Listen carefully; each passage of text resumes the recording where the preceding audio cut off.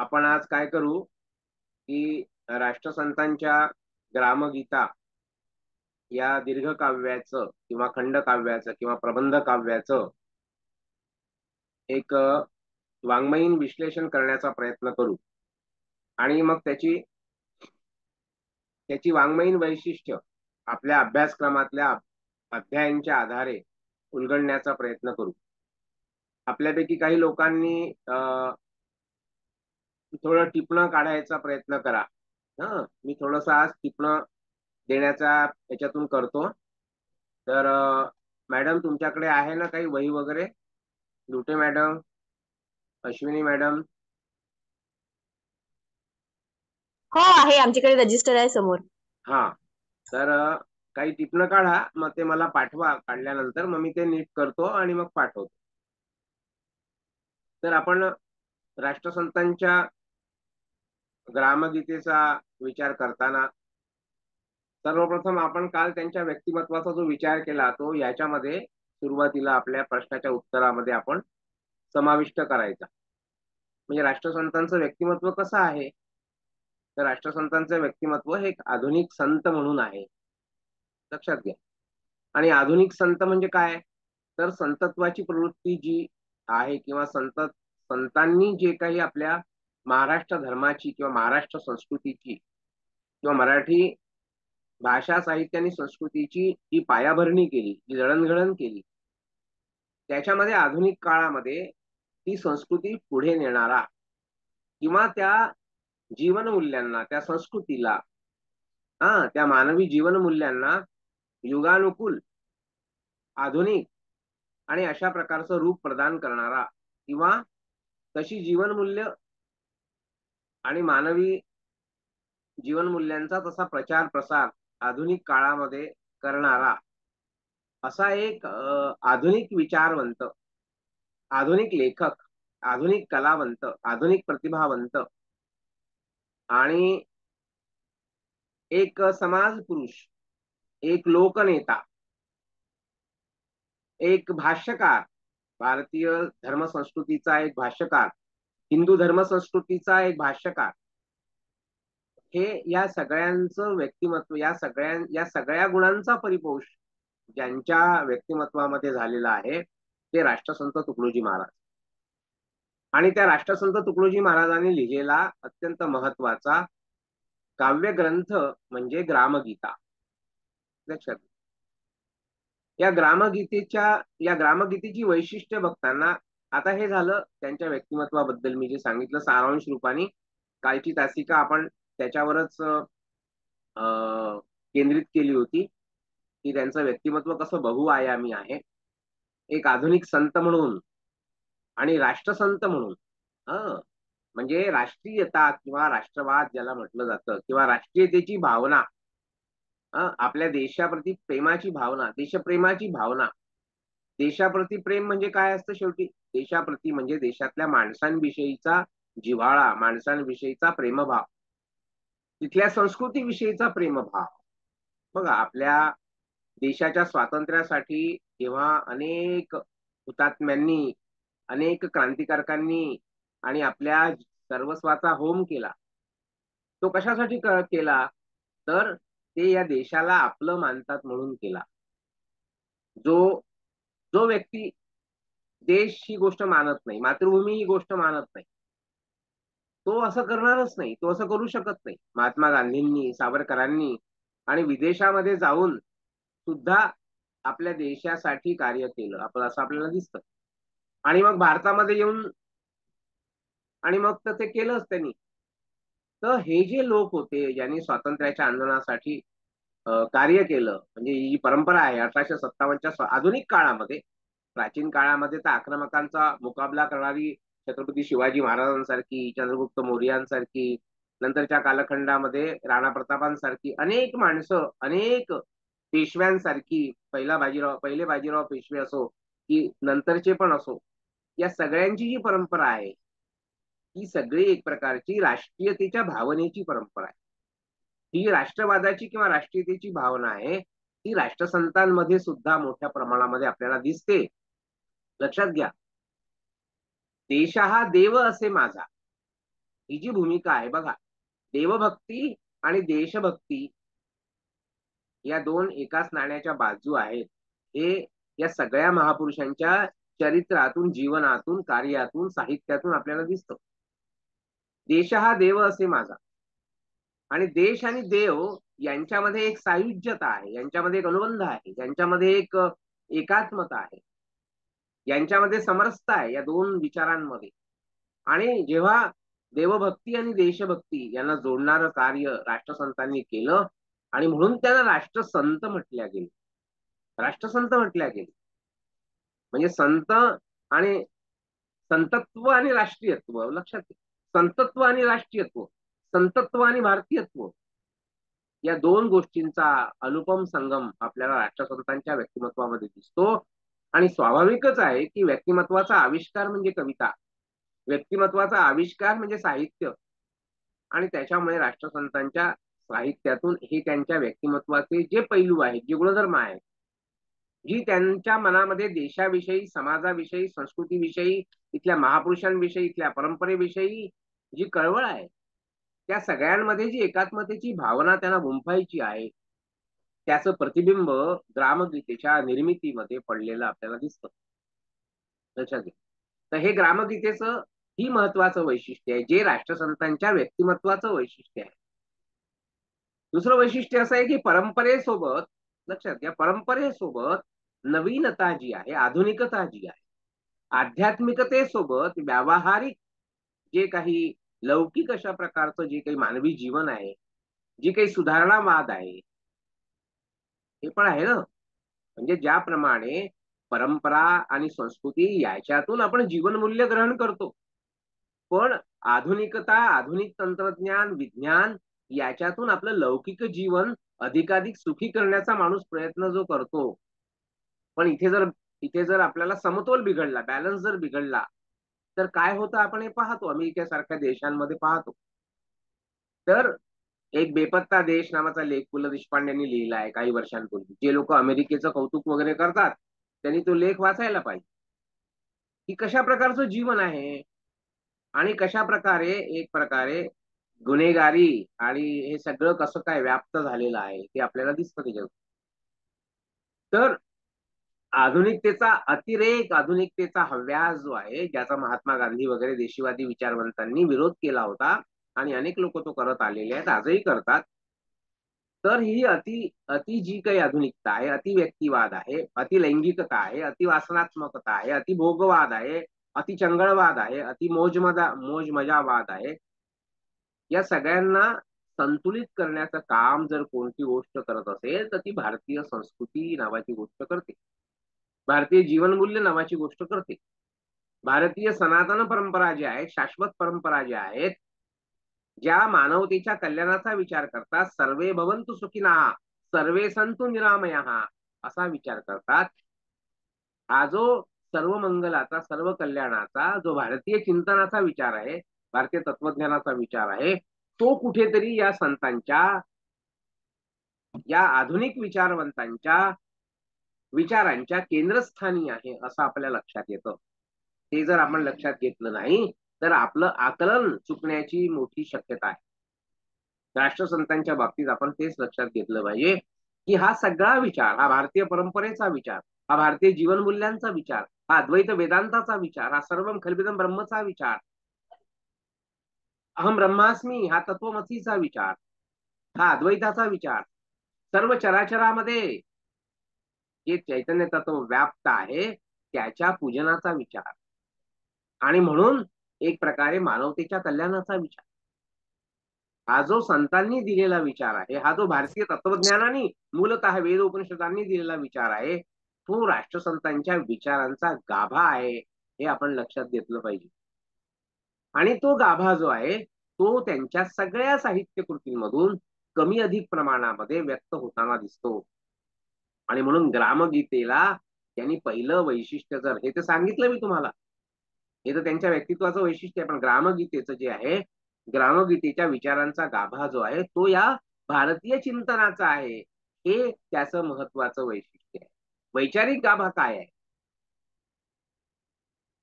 याची विचारधारा काय आहे, शेवटी लोक विचारतात ना, की ग्रामगीतेमध्ये कोणती विचारधारा आहे, ग्रामगीतेमध्ये कोणती विचारसरणी त्यांनी मांडलेली आहे, त्यांनी कोणता राष्ट्रवाद मांडला आहे, त्यांनी कोणता समाजवाद मांडला आहे, की त्यांनी हिंदुत्ववाद मांडला आहे, की त्यांनी कोणता मार्क्सवाद मांडलेला आहे, हे याचं जर आपण तुलनात्मक अध्ययन केलं, कोणत्या त्यांनी आंबेडकरवाद मांडलेला आहे, या सगळ्यांचं तुलनात्मक अध्ययन आपण जर केलं तर जी भारतीयत्वाची संकल्पना आहे, जी राष्ट्रीयतेची संकल्पना आहे, जी आपल्या संस्कृती परंपरेची जी संकल्पना आहे, जी हिंदू तत्वज्ञानाची संकल्पना आहे, त्या हिंदू तत्वज्ञानावर आधारलेलं राष्ट्रसंतांची विचारसरणी आहे, राष्ट्रसंतांचं चिंतन आहे. आणि त्याचं प्रतिबिंब आपल्याला ग्रामगीतेमध्ये दिसतं, म्हणून त्यांनी त्याला ग्रामगीता म्हटलेलं आहे. म्हणजे याचं वैशिष्ट्य काय आहे, विचारधारेच्या अंगाने तर भगवद्गीतेच्या तत्वज्ञानाशी या आधुनिक गीतेला त्यांनी जोडलेलं आहे. लक्षात घ्या. राष्ट्रसंतांनी अनेक लेख लिहिले आहे, गीतेवर लेख आहेत राष्ट्रसंतांचे, भगवान श्रीकृष्णावर त्यांचे लेख आहेत, 2-3 लेख. आणि त्यांच्या विचारधारेचे हे जे याचं स्पष्टीकरण करायची सुद्धा गरज नाही, इतकं ते स्पष्ट आहे. आणि म्हणून ग्रामगीता असं ते जे म्हणतात, गावासाठी लिहिलेली आधुनिक गीता. ज्याप्रमाणे भगवान श्रीकृष्णांनी जगाच्या कल्याणासाठी तत्वज्ञान सांगितलं, त्याला आपण भगवद्गीता म्हणतो. तर त्याच्यामध्ये जे त्यांनी सांगितलं की जेव्हा जेव्हा यदा यदा ही धर्मस्य ग्लानिर्भवती भारत अभ्युत्थानम अधर्मस्य, आणि त्याच्यासाठी म्हणून मी अवतार घेतो, म्हणजे एक प्रकारे एक तत्वज्ञान, एक विचार समाजाला देण्याचं काम, ज्याप्रमाणे कर्मयोगाचा विचार देण्याचं काम. म्हणूनच या भगवद्गीतेला आधुनिक भाष्य लिहिणारे लोकमान्य टिळक श्रीमद भगवद्गीता रहस्य या ग्रंथामध्ये त्याचं प्रतिपादन करतात कर्मयोगाच्या अंगाने. आणि आपली भगवद्गीता, आपलं भगवद्गीतेवरचं भाष्य जनता जनार्दनाला अर्पण करतात. आणि राष्ट्रीयत्वाचं जे आंदोलन आहे, राष्ट्रीय जाणीवेचं जे आंदोलन आहे, स्वराज्यासाठी जे आंदोलन आहे, त्या आंदोलनाची प्रेरणाभूमी श्रीमद भगवद्गीता रहस्याचं लेखन करून निर्माण करतात मंडालेच्या तुरुंगामध्ये. बघा, तुरुंगवासामध्ये निर्माण होतं हे भाष्य, ज्याप्रमाणे श्रीकृष्णाचा जन्म होतो तुरुंगवासामध्ये, त्याप्रमाणे लोकमान्यांचं भगवद्गीता रहस्याचं भाष्य कुठे निर्माण होतं, मंडालेच्या तुरुंगामध्ये निर्माण होतं. गीतेवरचं कर्मयोगपर आधुनिक भाष्य, ज्याला श्रीमद भगवद्गीता रहस्य अथवा कर्मयोग शास्त्र असं नाव आहे, लोकमान्य म्हणून. हेच विचार लक्षात घ्या, हीच प्रेरणा आपल्याला गांधीजींचं गीता माता नावाचं पुस्तक लक्षात. गीता माता, गांधीजी काय म्हणतात, गीतेला माता म्हणतात, गीता माता प्रसिद्ध पुस्तक आहे त्यांचं. आणि सोबत श्रीमद भगवद्गीता रहस्य या ग्रंथाची प्रस्तावना कोणी लिहिलेली आहे, तर ती महात्मा गांधी यांनी लिहिलेली. तर आपल्याला हा जो अनुबंध आहे, तो अनुबंध ज्ञानेश्वरीच्या गीता रहस्याचा अनुबंध, ज्ञानेश्वरांच्या ज्ञानेश्वरीचा अनुबंध, ज्ञानेश्वरांच्या भावार्थ दीपिकेचा अनुबंध, रामदासांच्या दासबोधाचा अनुबंध, प्रपंच आणि परमार्थ यांचा समन्वय करणारं प्रपंच विज्ञान सांगणारा ग्रंथ दासबोध, त्याचा अनुबंध, लोकमान्यांच्या श्रीमद भगवद्गीता रहस्याचा अनुबंध, आणि गांधीजींच्या गीता माताचा अनुबंध. आणि ती विचारधारा, ती विचारसरणी ग्रामगीतेपर्यंत आलेली आपल्याला स्पष्टपणे दिसते. हा ग्रामगीतेचा वैचारिक पक्ष आपण लक्षात घेतला पाहिजे, एक वैशिष्ट्य म्हणून लक्षात. आणि म्हणून इथे लिहिलं आहे बघा, ग्रामगीतेच्या आवृत्तीच्या पहिल्याच पानावर एक वचन आहे, आणि ते वचन आहे ऋग्वेदातलं. बघा, हे वचन कुठलं आहे, हे ऋग्वेदातलं आहे. काय आहे, विश्वम पुष्टम ग्रामे अस्मिन्नातुरम, विश्वम पृष्ठम ग्रामे अस्मिन्नातुरम, ऋग्वेदामधलं वचन आहे. काय याचा अर्थ, गावागावातील ही सर्व जनता निरोगी, दष्टपुष्ट व सुखी असो. आणि हा जो अनुबंध आपल्याला दिसतो, आणि त्याच्यामुळे ही ग्रामगीता ग्रामगीतेच्या निर्मितीमध्ये. ग्रामगीतेच्या निर्मितीमध्ये आणखी एक गोष्ट आहे की ग्रामगीता, महाराजांना ग्रामगीतेचे जे स्फुरण झालं ते जेव्हा ते पंढरपूरच्या विठ्ठल मंदिरामध्ये आणि ध्यान करत बसले असताना त्यांना ती गीता, भगवद्गीता आपल्या ही ग्रामगीता स्फुरली आणि ग्रामगीतेचं लेखन त्यांनी केलं असं त्यांनी स्वतः म्हटलेलं आहे. त्याच्यामुळे ग्रामगीतेचा वैचारिक अनुबंध तुम्ही लक्षात घ्या, हे ग्रामगीतेचं पहिलं वैशिष्ट्य समजा. दुसरं ग्रामगीतेचं वैशिष्ट्य काय आहे की ग्रामगीतेची रचना पद्धती जी आहे त्या रचना पद्धतीवर कुठेतरी ज्ञानेश्वरीचा आणि दासबोध या ग्रंथांचा प्रभाव आहे. अतिशय महत्वाचा आहे. म्हणजे दासबोध हा जो ग्रंथ आहे बघा, दासबोधाचा अभ्यास मला पुढच्या याच्यामध्ये करायचा आहे. दासबोधामध्ये कशी रचना आहे? दासबोधामध्ये प्रत्येक 10 अध्यायांचा एक गट केलेला आहे आणि त्याला त्यांनी म्हटलेलं आहे दशक म्हटलेलं आहे. दशक म्हटलेलं आहे. दशक आणि समास अशा प्रकारची याची रचना आहे. कशाची? दासबोधाची. प्रथम स्तवन नाम दशक प्रथम, स्तवन नाम मूर्ख लक्षण नाम दशक द्वितीय, स्वगुण परीक्षा दशक तृतीय. प्रत्येक दशकामध्ये 10 एक प्रकारचे समास आहेत, त्याला समास म्हणतात. समास 6वा समाप्त. एकेका दशकामध्ये 10 समास आहेत. समास आहेत म्हणजे ओव्यांचा एक गट आहे. ओव्यांचा एक गट आहे, काही ओव्या आहेत त्याच्यामध्ये लिहिलेल्या. आणि अशी रचना आहे दासबोधाची. म्हणजे दशक आणि समास अशी रचना केलेली आहे आणि त्याच्यामध्ये दशकांची जी संख्या आहे ती 20 दशक आहे. 20 दशकांमध्ये 10, 20 10 200 म्हणजे 200 समास आणि 20 दशक अशी रचना रामदास करतात. आणि त्याच्यामध्ये संपूर्ण त्यांनी जीवनाचं वर्णन, मानवी जीवनामध्ये काय काय आवश्यक आहे वेगळं सांगायची गरज नाही. मानवी जीवन जगताना जे जे काही प्रश्न निर्माण होतात माणसाला, जसं भगवद्गीतेमध्ये आहे, जे जे प्रश्न निर्माण होतात ते प्रश्नांचे उत्तर शोधण्याचा प्रयत्न ज्याप्रमाणे समर्थ रामदास हे करतात, इथे आपल्याला दिसतं की महाराजांनी ग्रामगीतेची रचना करताना तो जो आकृतीबंध आहे आणि म्हणून महाराजांनी जी ओवीबद्ध रचना आहे, हा ग्रंथ कसा आहे ओवी या छंदामध्ये लिहिला आहे, तिथे आपल्याला दिसतं. हे पण एक वैशिष्ट्य आहे. या ग्रंथाची रचना कोणत्या आकृतीबंधामध्ये त्यांनी केलेली आहे? एक तर रामदासांनी जो आकृतीबंध दासबोधामध्ये वापरला किंवा ज्ञानेश्वरीमध्ये तो ज्ञानेश्वरांनी एक प्रकारे आकृतीबंध वापरला, ओवीच्या माध्यमातून रचना केली, ओवी छंद वापरला.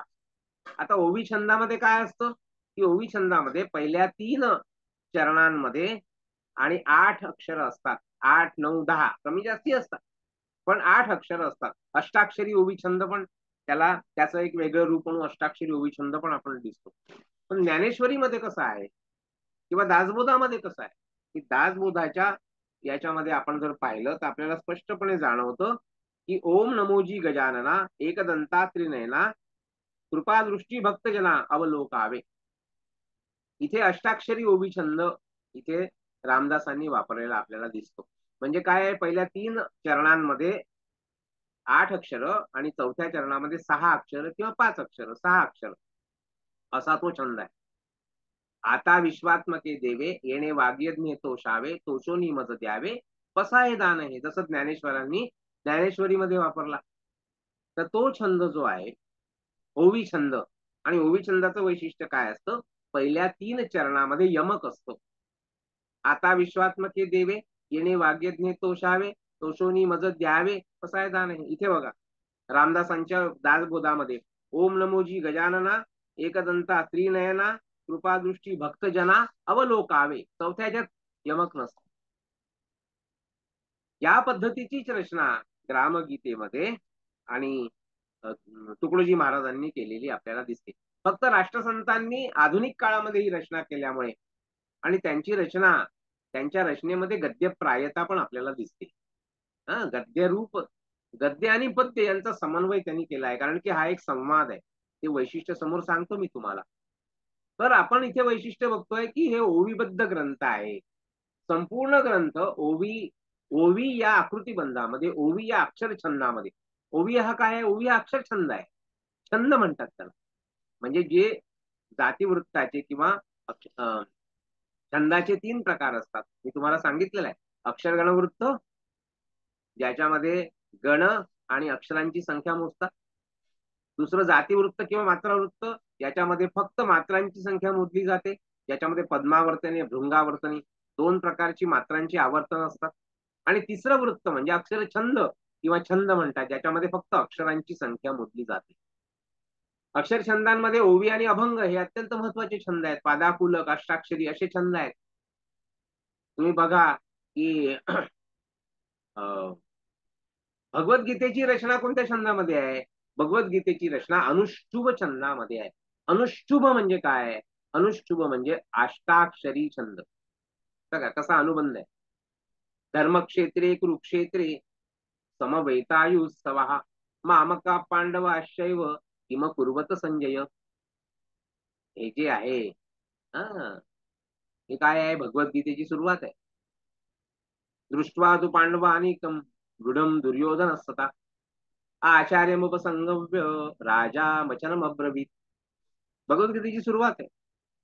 हा कोणता छंद आहे? अनुष्टुभ छंद आहे. अनुष्टुभ छंदात सीता राम रक्षा त्याच्यामध्ये लिहिली. श्रीमद हनुमान कीलकम. तर हे जे छंद आहे पारंपरिक छंद आहे. संस्कृतमध्ये आहे, मराठीमध्ये आहे, आपल्या संपूर्ण परंपरेमध्ये आपल्याला ते दिसतात. तर ह्या छंदांची, ज्या छंदामध्ये ही रचना करतात, महाराजांनी याच छंदामध्ये रचना केली आहे.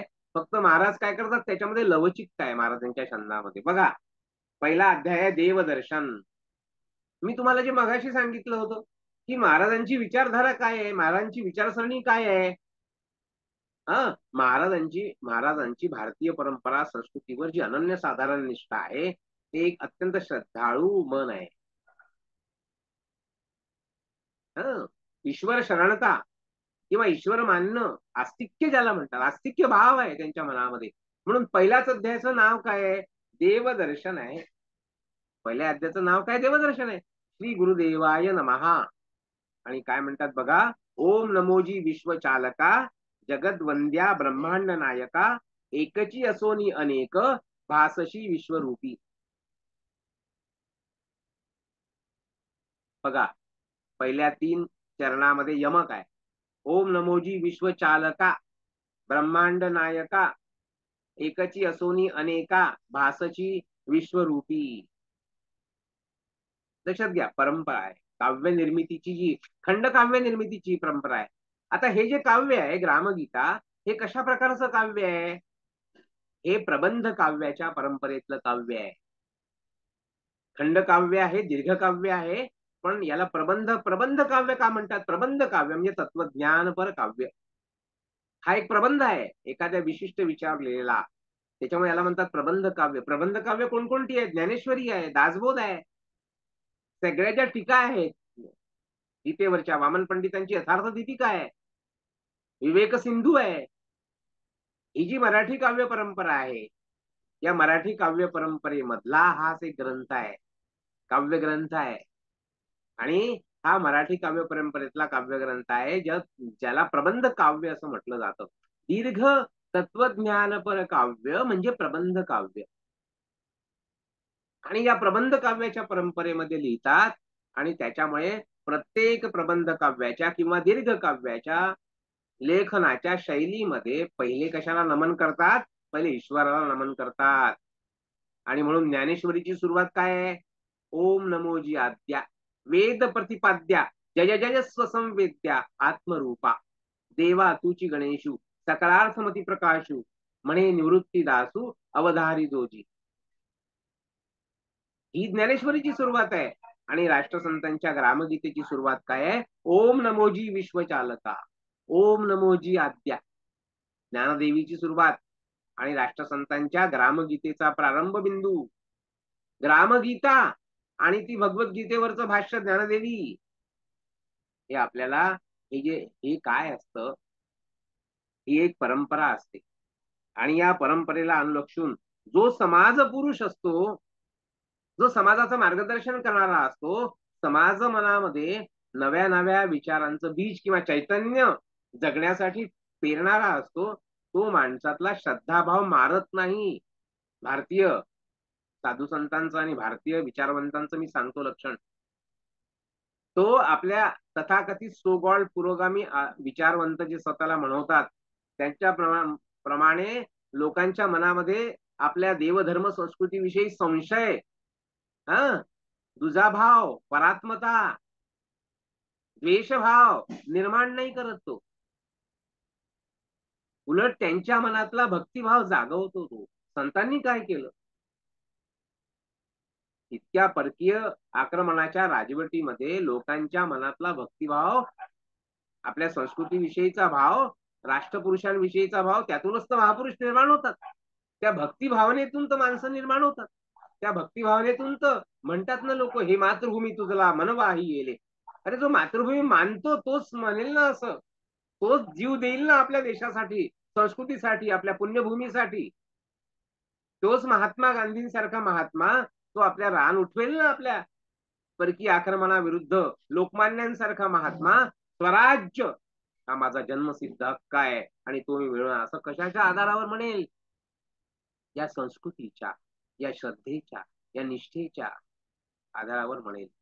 याचा जो पाया आहे, आधी देव मस्तकी धरावा, मग अवघा अलकल्लोळ करावा, मुलख बडवावा की बुडवावा, धर्मस्थापने कारण शूर आम्ही सरदार आम्हाला काय कुणाची भीती, देव देश अन धर्मापायी प्राण घेतलं हाती. कोण मावळे लढतील? कशासाठी लढतील? कशासाठी लढतील? आपल्या मातृभूमीसाठी का लढतील? कारण की त्या मातृभूमीवर म्हणजे इथल्या संस्कृतीवर, इथल्या परंपरेवर, इथल्या माणसांवर त्यांची श्रद्धा आहे ना. आणि जे तथाकथित सो कॉल्ड असतात आधुनिक विचारांचे लोक, मॉडर्न लोक, विचित्र लोक, विक्षिप्त लोक, विकृत लोक, जे माणसातला श्रद्धाभाव मारण्याचा प्रयत्न करतात भारतीय माणसातला, आणि सगळं झूठ आहे म्हणतात, सगळे अंधश्रद्धा आहे म्हणतात, त्या मूर्ख लोकांना हे कळत नाही की या लोकांनी, हे ज्या या संतांनी आणि राष्ट्रसंतांसारख्या महापुरुषांनी हा जो मार्ग दाखवलेला आहे हे त्यांना कळत नाहीये. उलट त्यांना कळतं की समाजाची धारणा कशी होते, समाजाची दळणघडण कशी होते, समाज कसा उभा राहतो, समाज मनाची शक्ती कशामध्ये सामावलेली आहे. समाज मनाची शक्ती इथल्या संस्कृतीशी, इथल्या परंपरांशी, इथल्या नात्यांशी आपल्या जोडण्यामध्ये सामावलेली आहे. ती जागवणं, ती भक्कम करणं, तेव्हा माणूस उभा राहतो. माणूस उभा राहतो, माणसातला आत्मविश्वास उभा राहतो आणि त्याच्या आधारावर तो जग पालटू शकतो, जगामध्ये परिवर्तन करू शकतो. या श्रद्धेच्या, आत्मविश्वासाच्या आधारावर तो श्रद्धाभाव जागवण्याचं काम कधी महापुरुष करतात. म्हणून राष्ट्रसंत काय म्हणतात? ओम नमोजी विश्वचालका, जगद्वंद्या ब्रह्मांड नायका, एकची असोनी अनेका, भासशी विश्वरूपी. इथे राष्ट्रसंतांच्या ओवीचं स्वरूप कसं आहे? लवचिक आहे, थोडं गद्यात्मकतेकडे झुकणार आहे. का आहे? कारण की ग्रामगीतेचं दुसरं वैशिष्ट्य आहे की ग्रामगीता हा प्रबोधनासाठी लिहिलेला ग्रंथ आहे. स्वांतच सुखाय लिहिलेलं नाहीये किंवा मला माझ्या मनातल्या भावना व्यक्त करायच्या, भक्ती भावना व्यक्त करायच्या, त्या तर केल्या आहेत राष्ट्रसंतांनीचे अनेक. त्यांचे जे मी तुम्हाला दाखवले 1000-5000च्या वर अभंग आहेत. त्या अनेक अभंगातून त्यांनी आपल्या मनातला भक्तिभाव देवाविषयीचा, धर्माविषयीचा, संस्कृतीविषयीचा, महापुरुषांविषयीचा व्यक्त केलेलाच आहे, व्यक्त केलेलाच आहे. गांधीजींवर त्यांची किती गीता आहेत, किती अभंग आहेत? 20, 25, 40 अभंग आहेत गांधीजींवर. स्वतंत्र आहे, अनेक लोकांवर आहे, महापुरुषांवर आहे. मी सांगणार आहे पुढे की ग्रामगीतेमध्ये कशी एकात्मता आहे. ग्रामगीतेच्या प्रत्येक अध्यायामध्ये एका भारतीय संताचं चित्र आहे, आणि एका भारतीय संताचं चित्रच नाहीये, तर प्रत्येक अध्यायातली एक जवळपास शेवटची ओवी जी आहे ती त्यांनी त्या महापुरुषांवर आणि त्या संतावर लिहिलेली आहे. बघा, इतिश्री ग्रामगीता ग्रंथ, पहिल्या अध्यायाचा शेवट करताना काय म्हणतात? इतिश्री ग्रामगीता ग्रंथ गुरुशास्त्र स्वानुभव संमत देवसंत वंदोनी कथिले हृदगत प्रथम अध्याय संपूर्ण सद्गुरुनाथ महाराज की जय.